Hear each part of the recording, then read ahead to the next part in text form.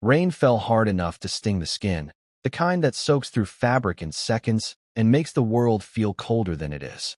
On a quiet suburban street in America, under the dim glow of a porch light, a woman stood frozen with a suitcase in her hand, her mother beside her, both of them drenched, both of them staring at a door that had just been closed on them for good. Inside that house, a man stood dry, composed, and certain of his decision, while another woman leaned against the wall behind him, silent but present, already occupying a space that did not belong to her.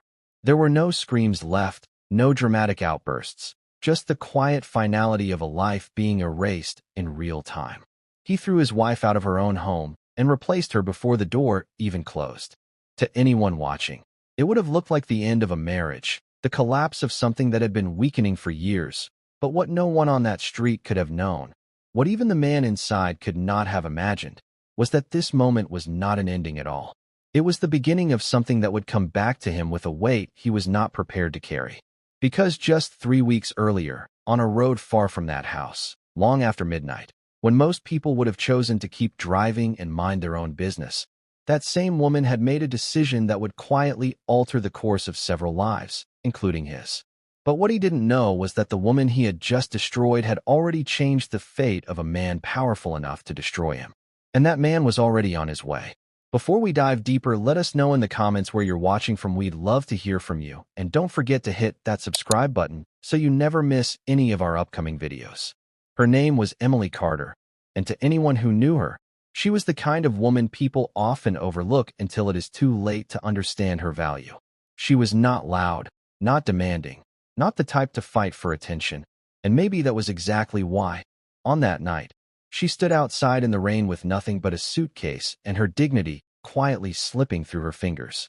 Beside her was her mother, Margaret Carter, a woman who had seen enough of life to recognize when something was deeply wrong, yet even she could not have predicted how quickly everything would collapse.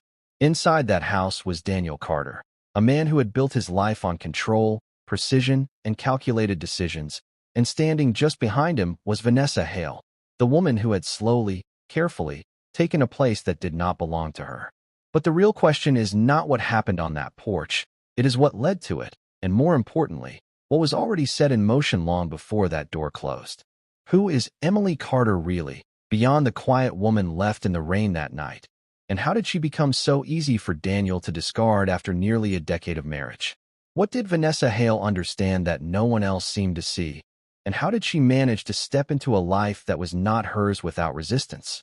And then there is the question that changes everything. The question no one in that house was asking at the time. Who was the man Emily saved on that empty road weeks earlier? And why does his survival matter now, on this exact night, at this exact moment? Because somewhere not too far away, a man with influence, resources, and a reason to remember was already moving closer. And in less than an hour, everything would change. Emily Carter had spent 9 years building a life that, from the outside, looked stable, respectable, and worth protecting. But the truth is that her strength had never been loud or obvious. She was the kind of woman who believed in consistency, in showing up every day, in holding things together even when they felt like they were quietly falling apart. She supported Daniel Carter long before there was anything impressive about him, before the promotions, before the recognition, before the kind of success that makes people forget who stood beside them at the beginning. She managed the home, kept the peace, and carried the weight of decisions that were never fully hers to make. And through all of it, she remained steady. People often mistook that steadiness for weakness, but they were wrong. She wasn't weak, she was patient. Daniel Carter, on the other hand, had become a man shaped by ambition and sharpened by opportunity. His rise had not been accidental. It had been calculated, every move intentional, every relationship evaluated for its value. He understood leverage, he understood timing, and most importantly, he understood how to detach emotion from decision-making. To him, success required clarity, and clarity meant removing anything that slowed him down, even if that meant cutting off parts of his life that once mattered. To him, relationships weren't emotional, they were transactional. And somewhere along the way, Emily had stopped being a partner and started becoming a limitation in his eyes, something predictable, something he believed he had already outgrown. Vanessa Hale did not enter that house as a disruption, at least not in the beginning. She arrived quietly, observant, careful not to overstep, understanding far more than she ever said out loud. She paid attention to the spaces Emily occupied, the routines she followed, the subtle gaps in communication between husband and wife, and over time, she positioned herself where those gaps existed. She listened when Daniel spoke, she agreed when it mattered, and she created a sense of ease that Emily, weighed down by years of responsibility, no longer projected in the same way. She didn't take the house overnight. She earned her way into it, moment by moment, until her presence no longer felt temporary. Margaret Carter, Emily's mother, saw what others chose to ignore. She had lived long enough to recognize patterns, to notice when respect turns into indifference, and when indifference quietly turns into replacement. She had warned Emily more than once, not in anger, but in concern, pointing out the small changes, the late nights, the emotional distance that Daniel no longer tried to hide. But Emily, holding on to what they had built, chose to believe that time and patience would correct what felt off balance. Margaret stood by her daughter, protective and firm, but even she could not force Emily to walk away from something she still believed could be repaired. And while all of this unfolded within the walls of that house, while trust shifted and roles quietly changed, none of them understood that the defining moment of this story had already taken place, far from that neighborhood, under entirely different circumstances. But none of them knew. The most important part of this story had already happened. The night it happened did not begin with chaos or shouting. It began with a quiet shift in tone that Emily Carter felt the moment she stepped into the living room and saw Daniel Carter standing there waiting, composed in a way that felt rehearsed rather than emotional. Vanessa Hale was not far behind him, close enough to be present but distant enough to avoid direct involvement, her silence more revealing than any words she could have said.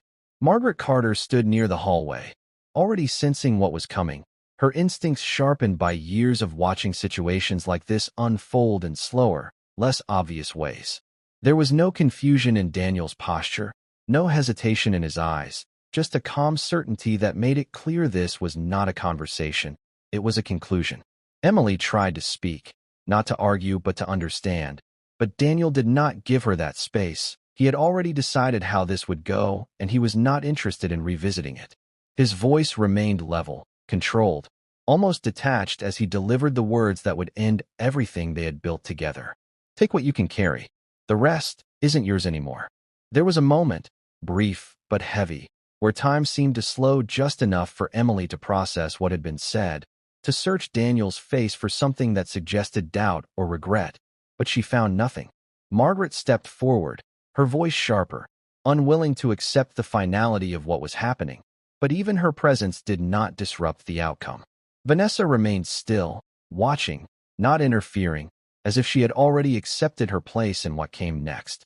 Emily did not scream, she did not beg, she simply nodded once, the kind of quiet acknowledgement that comes when someone realizes there is nothing left to fight for in that moment.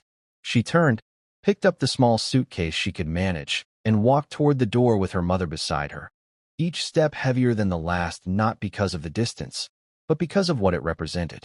When the door opened, the sound of rain filled the space instantly, cold and relentless, as if the outside world had been waiting for this exact moment. They stepped out into it without resistance, the rain soaking through their clothes almost immediately, clinging to them in a way that made the reality of the situation impossible to ignore.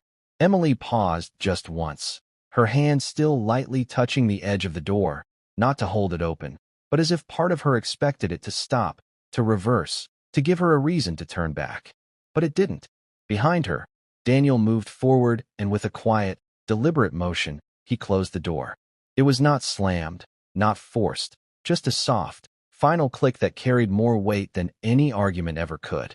9 years ended, without a single raised voice. Outside, the rain continued to fall, steady and indifferent, as Emily and Margaret stood there for a moment longer than they should have, not because they didn't know where to go, but because they needed a second to understand that there was no going back. Inside, the house remained warm, dry, unchanged on the surface, but something fundamental had shifted. Daniel exhaled slowly, as if releasing a burden he had been carrying, While Vanessa stepped further into the space that Emily had just vacated, her presence no longer subtle, no longer temporary. To Daniel, this was resolution, a necessary step forward, a decision made with clarity and executed without hesitation. But what he could not see, what he had not accounted for, was that the consequences of that decision were already in motion, moving toward him with a precision he would only understand when it was too late to adjust. Because the biggest mistake he made wasn't throwing her out. 3 weeks before Emily Carter stood in the rain outside her own home, she was driving alone on a quiet stretch of road just outside the city, the kind of road that feels longer at night, where headlights seem to disappear into darkness faster than they should. It was late, later than she would normally be out, but she had stayed behind to finish something that could not wait, something small enough to seem unimportant in the moment, yet significant enough to delay her just long enough to place her exactly where she needed to be that night. The road was nearly empty, the silence broken only by the steady hum of her engine and the occasional flicker of passing lights in the distance. And then, just ahead, something caught her attention, something out of place, something that did not belong on a road like that at that hour. At first, it was just a shape, barely visible, but as she slowed down, it became clear that it was a person lying partially off the side of the road, motionless in a way that immediately raised a question she could not ignore. Emily's hands tightened slightly on the steering wheel as her instincts conflicted with her caution, her mind quickly running through the possibilities, the risks, the uncertainty of stopping in a place where no one else was around. For a brief moment, she did what most people would do. She considered continuing forward, telling herself that someone else would come along, that it was safer not to get involved, that it might not even be what it looked like. Most people would have kept driving. And for a second, it seemed like she might. The car slowed, but it did not stop immediately, her hesitation stretching just long enough to make the decision feel heavier than it should have. Then something shifted, something deeper than logic or fear, and she made a choice that would quietly alter everything that came after. She pulled over.